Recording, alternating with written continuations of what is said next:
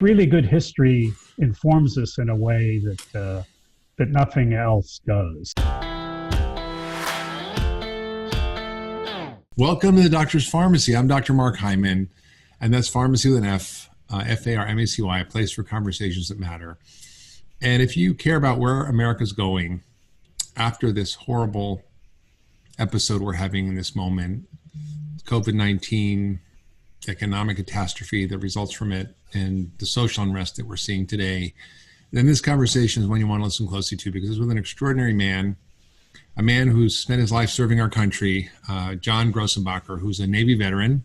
He's a submariner. He was a captain of a nuclear attack submarine, and he rose to be the Vice Admiral and Commander of the US Submarine Forces. So he was in charge of all the nuclear submarines that were pointed at Russia, and has quite an extraordinary history of service to this country. He's led in the military an organization of 25,000 people.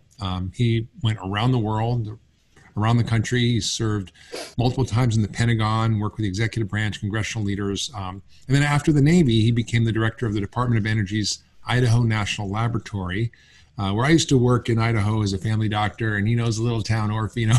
I spent many years as a small town family doc. And it's an incredible facility, employs 4,000 people, 900 square miles.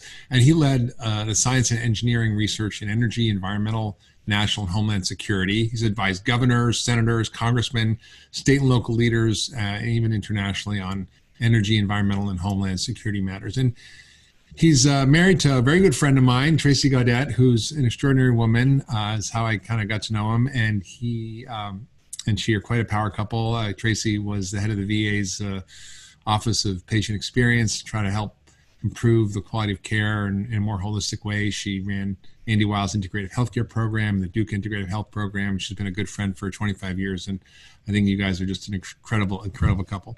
And recently, John has been working on thinking about America in a new way, thinking about what should America look like after COVID-19? How do we want it to look? And even before this, he's written extensively on saving America, saving the idea that is America. And you know, when we look at what's happening in America today, it seems very far off from the idea that our founding fathers had, that Jefferson and Washington and Franklin and Madison, all those characters were so thoughtful, so perceptive, so deeply thinking about how to solve some of the big problems facing society and nations. And we seem to have gotten so far from that. So welcome, John, and I'm so excited to have you on the podcast to talk about some of these issues. Oh, thanks, Mark. It's great to be here. Thank you, and it's great to see you. Great to see you too. All right, so a lot of your writing and research lately has been after running the world and saving us from imminent nuclear threat. Is writing about this concept of saving the idea that is America. What do you mean by that, and why does it need saving, and how do we do that? Wow. Well, the idea is an important one, and I think it's really unique in history that a group of people, very diverse people, come together and they say, we're going to figure out how to govern ourselves, and it's going to take some wisdom, it's going to take self-discipline. But we're willing to work together to do that, and do it in a way that affords everybody a very high degree of individual choice and freedom. That's unique in world history, that a group of people comes together and creates an organization, a government to do that. So that's what I mean by the idea that is America. I think it's under threat. I think it's drowning today. I think all we have to do is look around us. And I understand there's always a tendency to look at the problems of the day and say, oh, they're terrible and they're, historically really bad. Well, these are historically really bad. Our political system is dysfunctional. We can't get big things done. It's open partisan warfare between parties. A lack of governance. We can't get fundamental things done. Our economic system is out of balance. There are restraining forces that used to be in place that controlled a lot of the activity in the economy that aren't there anymore. They're not effective. And so what do we have? We have gross income inequality at a level that's just not sustainable, and a concentration of wealth in a relatively small number of individuals. Yeah. So our politics, our economics, our education system isn't serving us, our public education system. So I think that idea is drowning in a sea of all those, what I call, societal system failures, and it's happening simultaneously. And now to add on to that, the tragedy of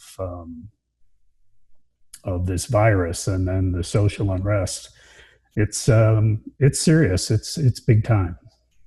It's really true. I think, this monopolization of wealth in America is pretty interesting. During the turn of the 1900s, there was a lot of efforts to break up monopolies, the big monopolies of steel and railroad monopolies and oil. And it was very successful. The Sherman Antitrust Act was in place. And that was sort of repealed under Reagan in some ways that allowed for, at least in the areas that I know about, incredible consolidation in industry. For example, the food and agriculture industry. I mean, there were hundreds of seed companies in America that were providing seeds to farmers. Now there's 4 main companies. There were so many different slaughterhouses and food processors, and now there's 4 main processors of meat in America.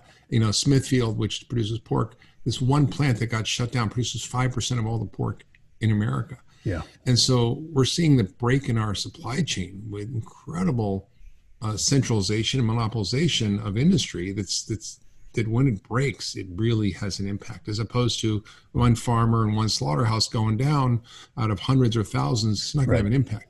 So we're seeing this incredible break in our society. We're seeing, it's sort of revealed by the cracks that are apparent now with the pandemic of coronavirus. That's the worst pandemic since 1918, with the incredible crushing economic blow that it's given our society, where 40 million people are out of work, and the economic scale of the destruction in people's lives is staggering. this 40% of Americans who can't withstand a $400 emergency.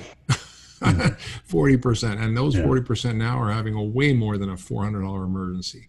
And then on top of that, we're seeing the fragility of our social fabric, the death of George Floyd, and the incredible unrest that's provoked across the spectrum of society. I mean, the scope of the protests, the number of people out there saying enough is enough, I can't breathe. I mean, it's just, I think it's a metaphor for how I can't breathe, that so many people feel. I can't breathe with the weight of all these things that are happening today in America, in the polarization of the economic inequalities, the health disparities, the social inequalities. I mean, this is not America that we want, is it?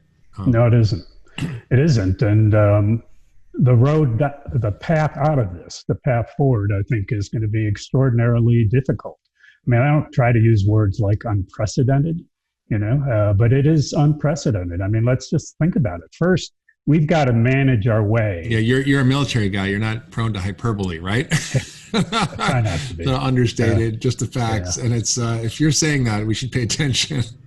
Well, we got to manage our way out of this virus in a competent and compassionate way.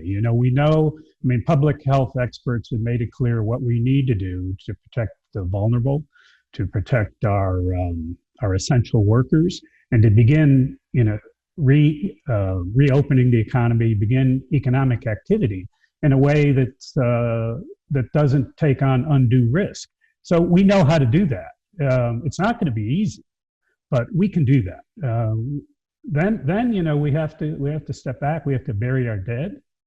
Over 100,000 dead, and we have to take care of those people who are going to have a long path to recovery from the impact of the virus on them. And we have to be prepared for the surprises, because we call it a novel virus for a reason. And we've got a lot to learn about it.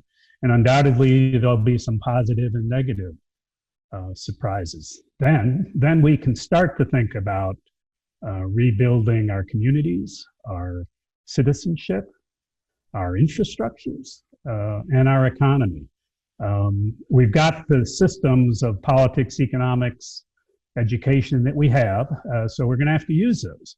But I think we're going to have to take every opportunity for reform that won't change the system, let's be honest with ourselves, but it'll move things in the right direction.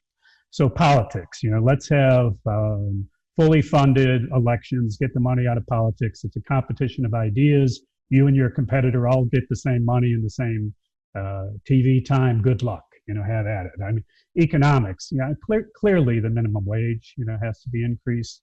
We have to take on issues like corporate governance, where CEOs can't just think that their only responsibility, their prime responsibility, is returning value to the shareholders. What about their employees? What about the communities? What about a sense of social responsibility?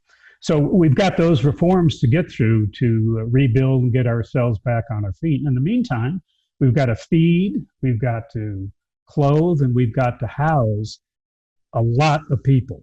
The economic impact of this pandemic and near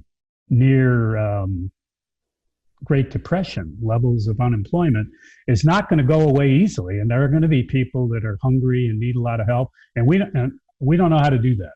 We haven't done that in modern times, so we're going to have to do that. Then we can turn our attention to what I think the long-term issues are in terms of changing these societal systems of politics, economics, education. I think how we use technology is an important factor as well.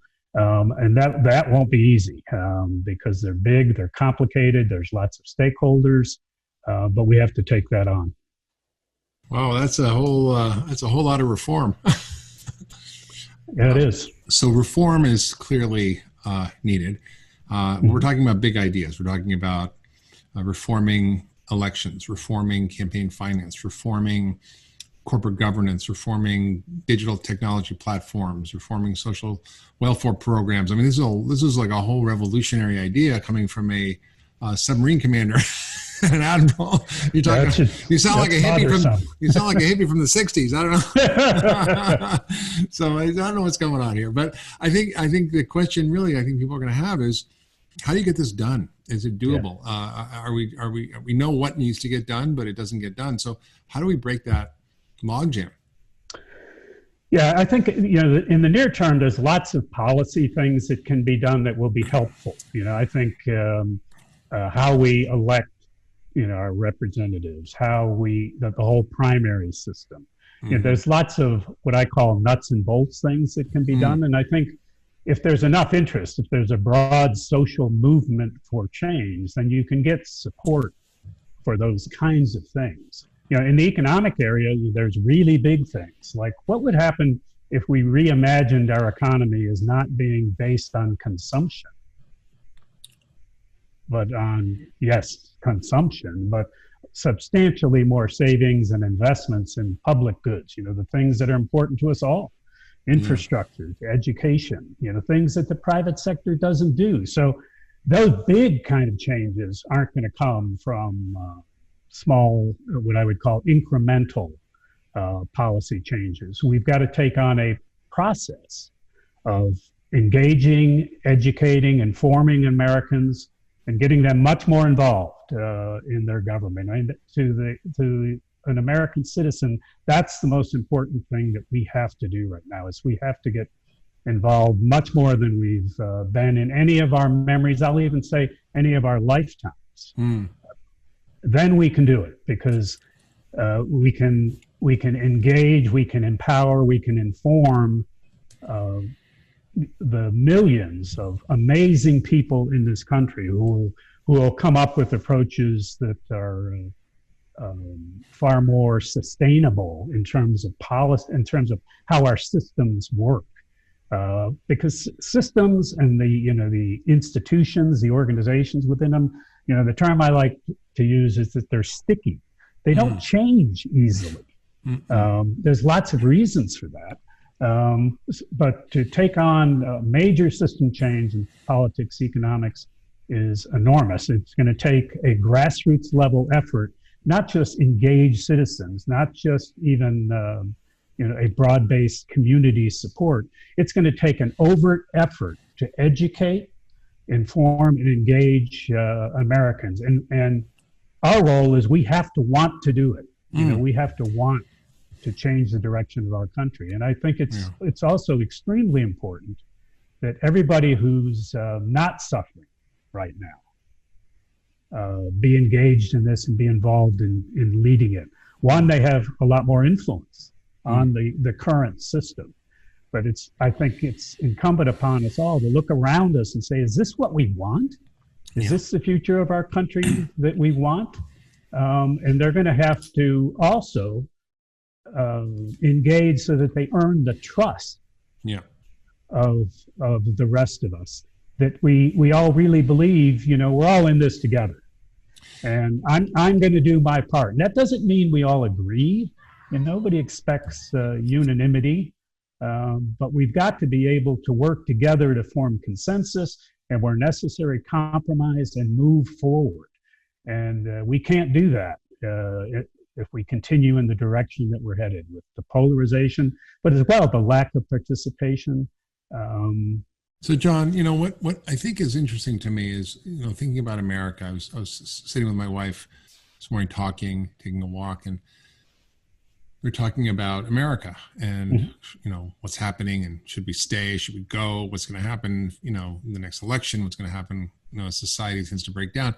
And, you know, it's really clear that a lot of the things that made America great, the individualism, self-determination, the American dream, you know, people being able to sort of rise up out of the ashes and to reclaim their lives and become successes. I mean, there's a whole sort of mythology of America, but the mythology of America has actually prevented us from understanding the way in which we're interconnected, interdependent, and to think collectively about solving our problems. It's all about me, mine, us, and not, you know, we. And I think that it's a challenge. And when we combine that sort of DNA of America with the rise of consumerism, materialism, and the sort of culture of image and beauty and fame and celebrity, we're sort of ending up in a very scary place from my perspective. You know, sort of some people call it the decline of the American empire. You sort of argue that that's not inevitable, that we can do something about that. But you also challenge this idea of the original American dream, which sort of valued climbing society's ladder, accomplishment, material wealth. And you sort of asked a very important question: is that what we want? Is that the dream we should have now? Is that enough? Can you talk about that and how? Yeah. You know, I think I think the whole the term "the American dream" has been with us for a while. You know, probably close to 100 years in terms of climbing the societal ladder to the things you talked about.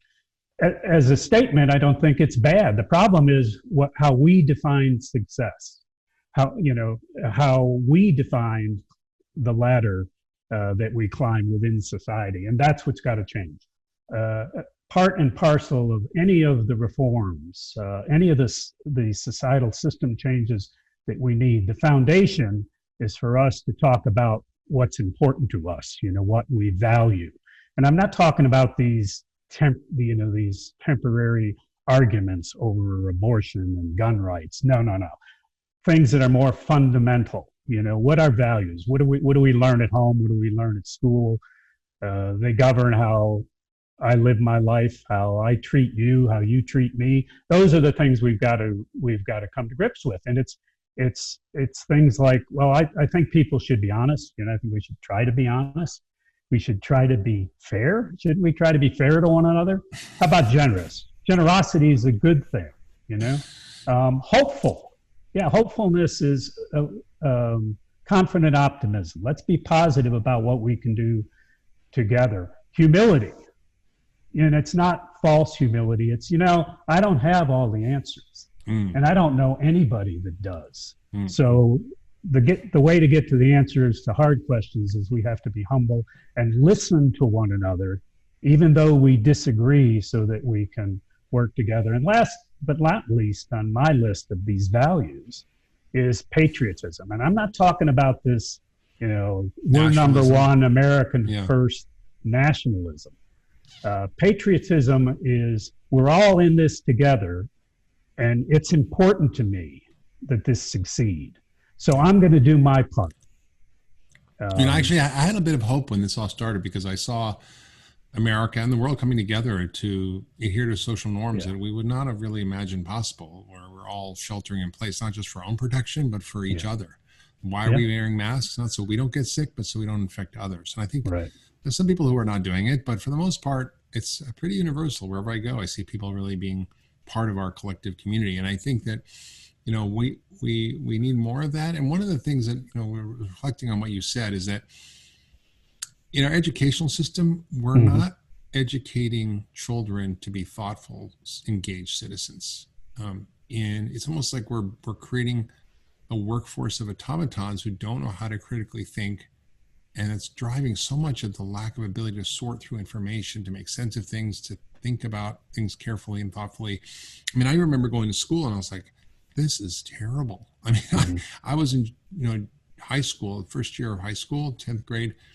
And I was like, this is not for me. And I literally dropped out in 10th grade and went and found an alternative school where I was able to create my own curriculum and engage in sort of a sort of intellectual curiosity and critical thinking and discovery and things that were just not part of the regular curriculum. And then I really had the privilege of going to a top college in America, Cornell, where you are taught to analyze and to think and to critique and not just accept at face value and think carefully.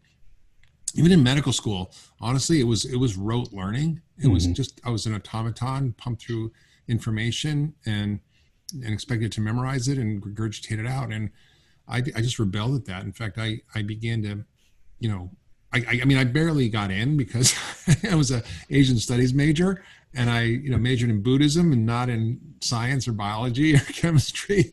And I barely passed a few of the science courses, and I did all right on the MCATs, but it took a lot of work. I spent days and days and hours and months, studying, and I was sort of got in at the last minute. But I ended up being at the top of my class, and I think the difference was that I had the ability to sort through the information, the flood of information, and understand what was important, what was not important, what was the narrative and story behind it, and how to think critically about it, and to analyze, not just to memorize. And I feel like America has just lost that. I'm just like, when I see, when I see Americans thinking that, Hillary Clinton was running a pedophile sex ring in the bottom of a pizza parlor, and that they actually don't go, wait, that doesn't really make sense. And that they're literally going there and protesting. I'm like, wow, we have created a nation, and it happens on both sides, right? Yeah. And it's like, wow, like we need to start there. And that's sort of what you were speaking to, is how do we create a culture of values? How do we create a culture where people are understanding what our values are, how to think critically about issues, how to work in collective ways to solve problems. It seems kind of sad to me that how do we resurrect a thoughtful citizenry? Yeah. Well, let me make a couple points about that. I think, first of all, getting everybody to sit down and talk about values when they're trying to get through the day is a difficult thing to do. I recognize that. But this is also the business of spiritual leaders, religious leaders, philosophists. I mean, we need to have these kinds of conversations. Doesn't matter where they occur. They can be in the bar, at the barber shop. Who do you talk to about the stuff that really matters to you? Most of the time, it's family. So we need to make an overt effort to stimulate those conversations. I sometimes think approaches like, I don't know if you're familiar with America in One Room, but this kind of experiment runs by some folks out of Stanford to get Americans with vastly different opinions together in one room, and with some supervision and guidance, get them to talk about things. And guess what? They are less far apart than we imagine they are, and they can come together. So I think there has to be that kind of effort. We have lots of holidays. Maybe we need several citizens' days where we can, we've got to make the time and place to do this. The education system is a classic case of a big, complex system. And one of the challenges in our country is it's so highly decentralized. And that makes, to me, highly decentralized systems like that, they defy top-down solutions. There's too many stakeholders that you're going to give guidance or direction to, and they don't work for you, and it's their money, and And so it's hard to change those systems. They can be changed. Today, I think the most important thing we could do is help the school boards, the teachers, the government officials who own these schools and are responsible directly with the parents and with the teachers to the students. I think we've got to help them. They need university level resources in terms of data collection and analysis, understanding what works, what doesn't, sharing lessons and getting better, being able to say what's politically incorrect, and I think the universities could help do that. But the other thing about what you're saying, I think we have to face up to, and this is hard, is it's the impact of technology on our lives. And I never blame technology, because I think technology is just stuff. It's things, it's amusements we create because we think they're helpful, they're tools, or we like them, and we've been doing it. Or they're designed to be addictive. Yeah, a lot of them are. I mean, it's sort of like food, right? I mean, food is great. Yeah. We all need it. It's delicious. Yeah. But certain foods are designed to be addictive, hijack your brain chemistry. Right. And certain technologies and tools serve us, and others have been designed to actually hijack our brains, which a lot of the digital technology does. That's why many of the founders and creators of these big tech companies don't let their kids use their phone or iPads or social media. I mean, it's quite interesting when you see the level of concern about how this is affecting our kids and even our adults. And now my wife is taking a week off of all technology, and I'm hoping to do that soon. This summer is my goal. I have a few things to clean up first, like this podcast, but I do find that when you disconnect from it, it brings you back to being a human, as opposed to being a passive consumer of information that's fed to you that you think is actually your choice, but is actually being fed to you in ways that are highly manipulative based on millions of data points from your online activity and your phone activity and your geolocation. I mean, it's kind of terrifying. I don't know if you've seen the movie The Great Hack, which everybody should watch. No, but it's a movie about Cambridge Analytica and how they manipulated the populace through very targeted social media, quote, misinformation campaigns that it personality type the people and targeted messages based on their personality type to control what they were behaving. So, for example, if someone is fear-based, then they actually appeal to that. If someone is sort of empathy-based, they appeal to that. And then they can manipulate their choices and behavior. And you think you're an autonomous human being where actually you're not. So I think there's a level of where they're agnostic, but there can be not designed in ways that are not. Yeah. I'd like to say that technology, particularly modern visual technologies that you talk about, they abstract reality. They present us with an abstract picture of it, and if you surround yourself in it enough, you'll without even thinking about it, that'll become your sense of reality, particularly of things you don't know anything about. Mm-hmm. But the other thing I think it's done is we've always had demagogues and crooks. I mean, they've always been part of society, but now we give them an opportunity and a way to connect with each and every one of us. Twitter. That they never had before. And guess what? That gets utilized, and they're taking advantage of a lot of people. Yeah, it's quite a situation right now. I think one of the things I want to sort of talk to you about is this whole idea of how this pandemic is really going to affect us going forward. And you talk about not going back to the new normal and not wanting to sort of just go, let's get back to normal. Well, no, we don't want to get back to normal because normal wasn't good. Normal is sort of what we're seeing now happening in America with the pressurized effects of the pandemic, the economic hardship, and the racial injustice. I mean, it's sort of exploding, and it's now hard to deny. So how do you see us moving into a new normal that's quite different? Yeah, I think listening to you say all that, it breaks my heart. It really does. But first, I'll go back to we have to competently and compassionately manage our way through the virus, and then we're going to have to, we're going to have to look at what's happening in the rest of the world because it's going to impact us. And there's certainly lots of concern about the potential for famine, given that in other countries the supply chain for a lot of their food sources is a lot more fragile than ours. So Are we going to have to deal with large-scale famines around the world? Is there going to be refugee flows and political unrest associated with that? Could be, and I think we're going to have to soberly and constructively and compassionately face those challenges together. Then I think we begin the rebuilding that I talked about, and rebuilding, certainly rebuilding the economy, but rebuilding our communities, our citizenship, and at every step of the way, we've got to say, what are we doing that we don't want to do anymore? What can we change today?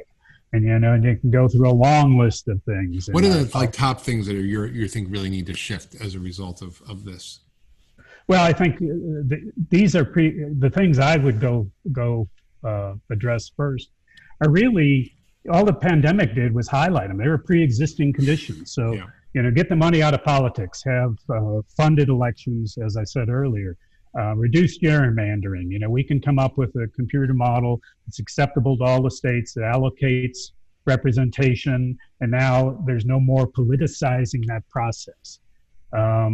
Economically, I do think we've got some significant monopolies that we need to break up. We need a sense of social responsibility, needs to be a responsibility in corporations. I mentioned the minimum wage.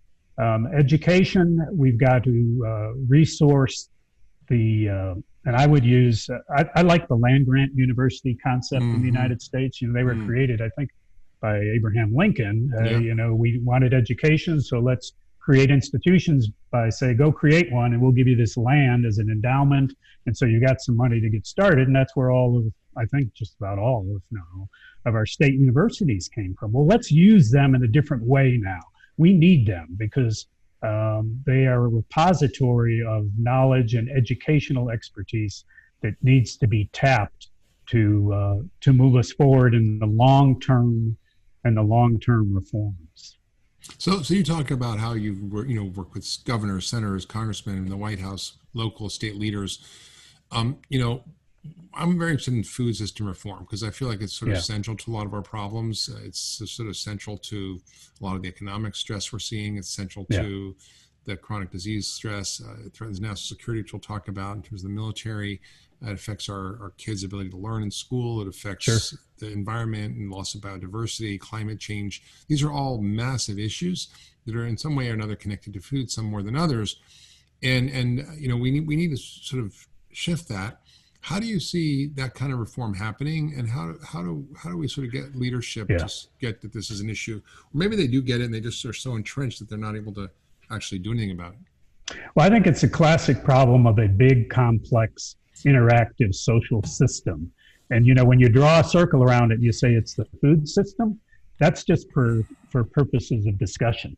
I mean, you can't separate the food system from politics. You can't separate the food system from economics. So the first step is to have great respect for the complexity of a system like that and what it takes to change it.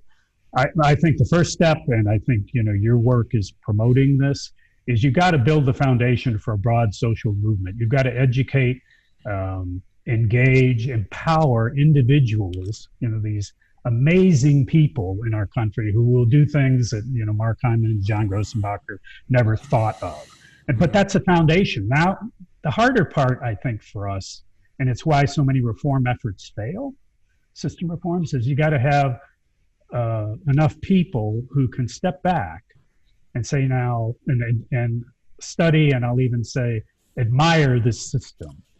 Because if you don't begin to understand how it works as a system, then you can't make changes that'll last. So, for example, the high leverage areas, you want to change a system, first of all, change the paradigm under which the system operates, okay? We don't want to have a disease care system anymore. We want to have a healthcare system.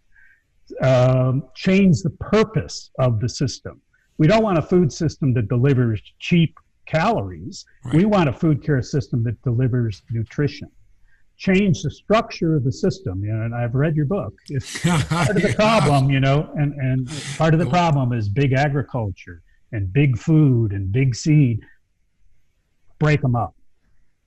Create the opportunity for change by making them smaller with no objective other than you're changing the structure of the system, and now it can adapt and be more susceptible to change that's supported by a broad social movement. So that's the kind of thing it takes. It's long term, and in my opinion, you got to do it all. You've got to have the broad social movement, and when you're doing the broad social movement, you can take on, the obvious changes that you can make today, and you know people will support. But don't fool yourself. That's not going to change the system. To go after the system, a lot of system experts say you have to learn to dance with it. Yeah. And my experience tells me that's true, and it's hard, and it's why so many, particularly societal systems, because of their enormous complexity. That's why those kind of reforms fail. Mm. So you were Vice Admiral of the U.S. Navy. You were commander of all U.S. submarine forces around the world. Mm-hmm. And what we're seeing now is sort of a terrifying, from my perspective, terrifying trend, which is that 70% of recruits for the military are rejected because they're unfit to fight. And 700 retired admirals and generals in mission readiness, which has formed a group of them called Mission Readiness, where they create a report called Unhealthy and Unprepared. And what was striking was not only are a lot of people rejected because they're obese or overweight and unfit in other ways, but that of active military, there's a huge problem of unhealthy, overweight military. Mm-hmm. And during Iraq and Afghanistan, there were over 70% more evacuations for obesity-related complications than for war injuries, which I found a staggering statistic. So how did you see that yourself? And did you notice this challenge when you were there? And was there a conversation about it? And how does the military take a leadership in this? Because they have aligned interests. You said before when we were chatting that, healthcare costs for the military, I think it must include the VA, right? It's $50 billion a year. No, just the Department of Defense healthcare. Oh, geez. Okay. So forget the VA, which I don't know how many billions that is. It's a lot of billions. $50 billion. And these are, you're thinking $50 billion. Okay, fine if you're a bunch of 65-year-old people with diabetes, but these we're talking about people in their 20s and 30s who are healthy, supposedly healthy, and it's $50 billion. So how did you notice this? What did you see the challenges were to addressing this, and how do you think the military could be a leader in taking some of the initiative around changing the food and food system, at least within the military? Yeah. I mean, that's it's important to remember. The military is just a cross section of American society that comes together. Today, they all volunteer to come together, for this mission to serve. So they have, if America is obese and unhealthy, guess what? The input to the military is obese and unhealthy. And then the challenge of the military leaders immediately, and their job all day, every day, is combat readiness. Mm-hmm. How do we make sure that when we send these young men and women into combat, that they're going to be successful and they get to come home? And that's, it's hard to describe, I think, to people that don't live in the world, what a unifying force that is. So do they care about every man and woman under their care? You bet they do. But they know that they're not going to succeed unless they're combat ready, which means both physically and mentally, healthy. So when the input is unhealthy, guess what? Now they've got to go work the problem, and they apply resources to it. And that's why the cost of healthcare is so high in the Department of Defense. But on the bases, they're just playgrounds for the food industry, and there's fast food restaurants and all the bases. They're eating all kinds of junk from the commissary. I mean, it's just like, why does the military say, look, this is going to be a health zone? Our military bases, or you want to go escape and go to McDonald's, fine. Right. But here we're going to have a safe zone, and we're going to provide food that's going to create high performance, elite military. And that's what we should be focused on. Why I think your question's a good one. I think military leaders a long time ago figured out that if you're going to have warriors, they have to be physically fit, so they need gyms. They need places to exercise. They need opportunities to do that. But I don't think the most honest answer, direct answer I can give you is I don't think they've connected the food and health and readiness in the way that you and so many others do. I mean, if you're a submarine commander, you got to get those guys in those little tiny things to get in between compartments. Like they can't move. Well, let me tell you about that. I mean, let me tell you how that affects you. So when we send a submarine to sea, you send it to sea typically 70 days underwater is pretty standard. You can probably push it to 120. The limiting factor is how much food you can carry, because you make your own oxygen. The reactor has enough fuel for 30 years.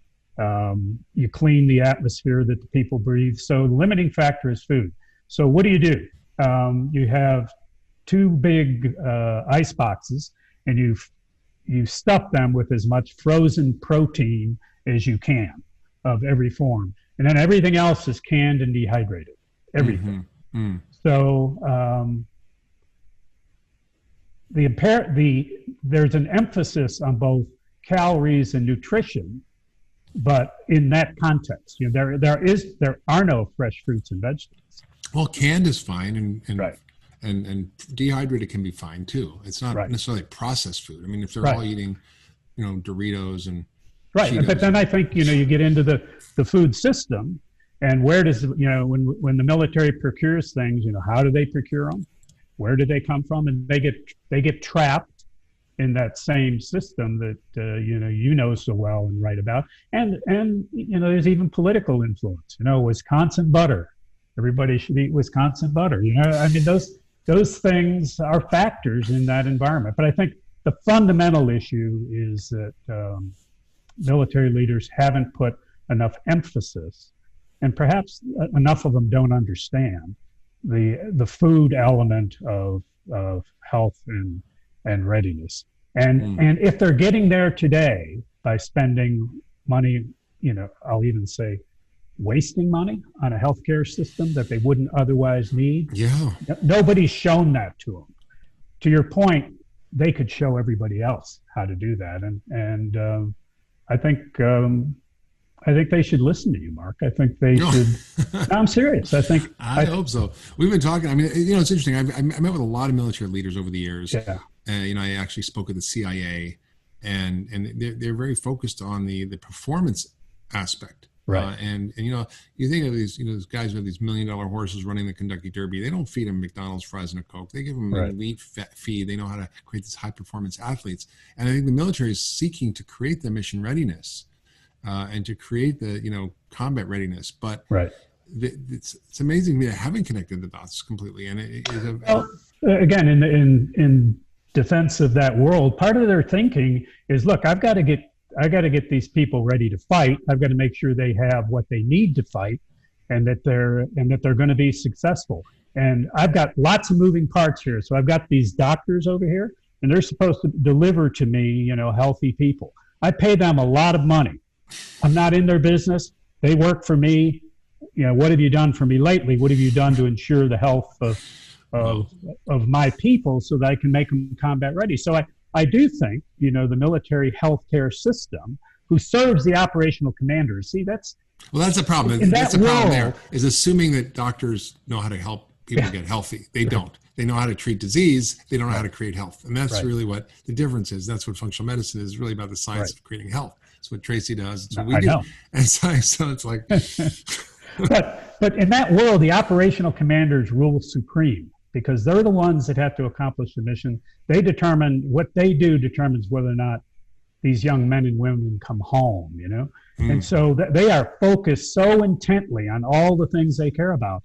And again, they have these support functions like medicine, like the food supply system.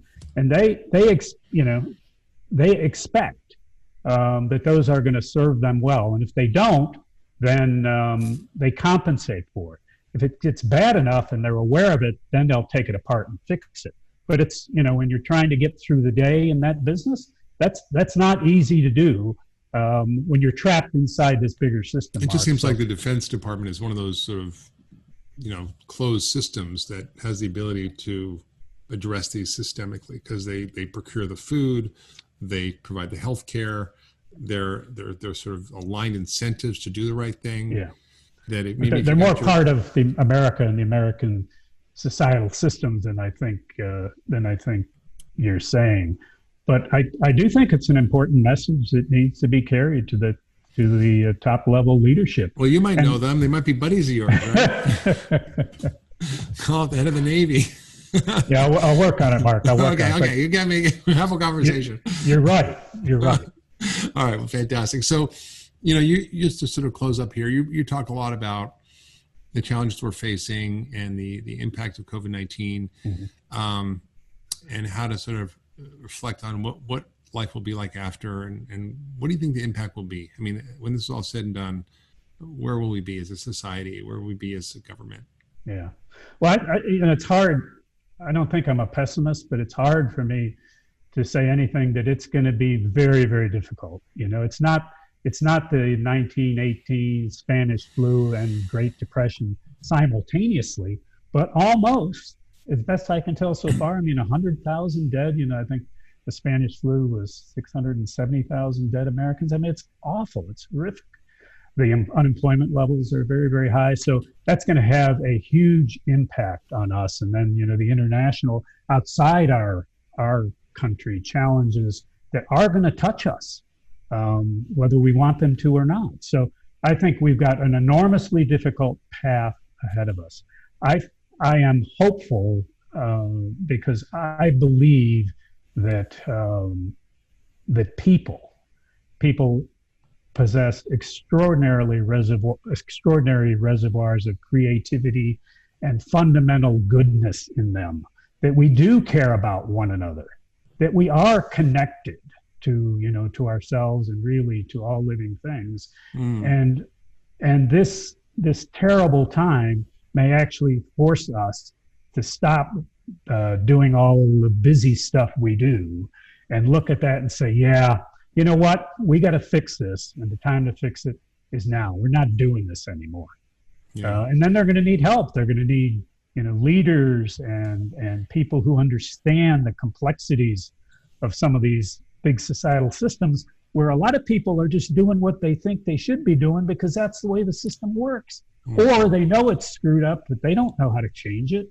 So there's a lot of fundamental foundational work that's going to have to be done in terms of education, empowerment, and training. But I'm an optimist. I think that the course of human progress is not over. I do think we're at a critical point, and we haven't talked a lot about technology, but I do think that that's one of the things we're going to have to come to grips with. We have to step back and say, do we want to live in a man-made world? If you have enough man-made light around you, you don't see the stars anymore. No. I've been in environments where you don't see anything but a man-made world for months at a time. It's like not a submarine. Good. Yeah, it's not good. And people can tolerate it. People can make it work. But that's not who we are as living, breathing, I like to say spiritual beings on a human journey. We want to come out of these submarines. Yeah. We've got a lot of work to do, and we've got to do it together. There's no other way. There is no other way. That's really true. I think it's really about us sort of understanding our common collective humanity. Yeah. And understanding that, maybe this virus has unified us in some ways that I think will allow us to understand our collective need to work together to solve our problems, which I think we have done in some degree around this. And I think I really thank you for your thought leadership and your sort of laying out a different view of how we need to think about things going forward. I did want to ask you something that just came up in my mind, which was, who have been the thinkers and writers and teachers that have inspired you? Because you seem to have a very enlightened view. No. That doesn't seem to be typical of people in government or who've been in public service. So who's inspired you to sort of? Oh, there's so many of them. I mean, I love history because history always reminds me how messy the real world really is, and also how complicated it is, and what it takes to solve big challenges. So I'm a big fan of Francis Fukuyama. Yeah, and he writes these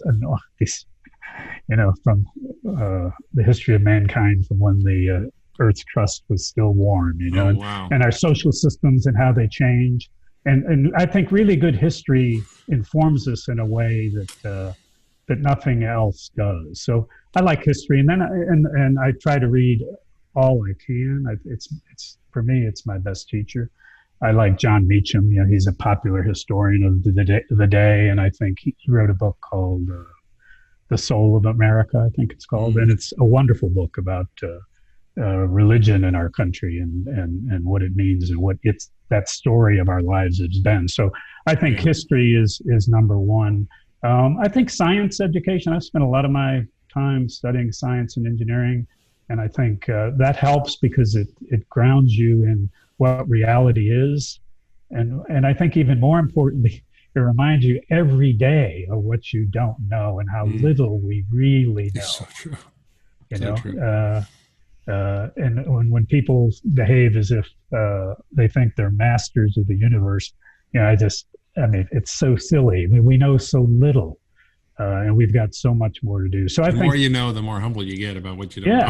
yeah, I think so. But history for me is, and these kinds of things has been the best teacher. So if you were thinking of recommending a summer reading list for people to wake them up to what world we need to live in, what would be your top 2 or 3 books? Oh, I think John Meacham's writings are good. I think he's done he's written a number of biographies of presidents, but I think it's called The Soul of America is a good read, and I'd start there.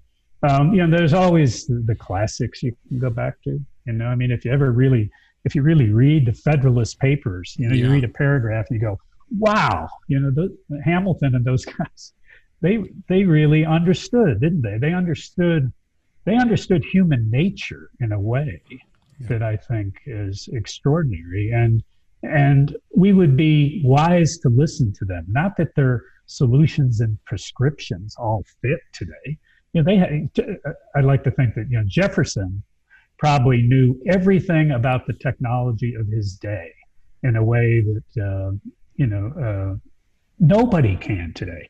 It's too complicated. It's too detailed. It's too involved. Yeah. So I think we have to be careful with literal interpretation, but I think conceptually, philosophically, and a really deep understanding of human nature, and trying to put together a system in our governmental system that would work. Given the frailties and the challenges of human nature. Wow, that's great. I mean, I actually have thought lately of going back and reading those writings of Jefferson, Hamilton, and I think maybe we should pause and think about why we started America and how do we get back to some of those founding ideas. And I think for people listening, if they want to learn more about John's work and his perspectives, a lot of his articles are published on The Hill, which is an online publication that is for Washington, but I think it's relevant for all of us. There's just fabulous articles in terms of saving the idea that America, how to save America. We must examine our values. We must repair and modernize our politics. We must rebalance our economic system. We must rebuild our education system. Why we have to make technology a choice. These are all fabulous articles that John's written, and I encourage you to check out and learn more, because I think we need the kind of leadership and thinking you're talking about, and hopefully we can sort of come to our senses after this is through and redesign and recreate a better America. Oh, thanks, Mark. Thanks very much. Well, thank you for listening to this podcast, and thanks for being on it. John, if you've loved this podcast, please share it with your friends and family. Leave a comment. We'd love to hear from you. Subscribe wherever you get your podcasts, and we'll see you next time on The Doctor's Farmacy.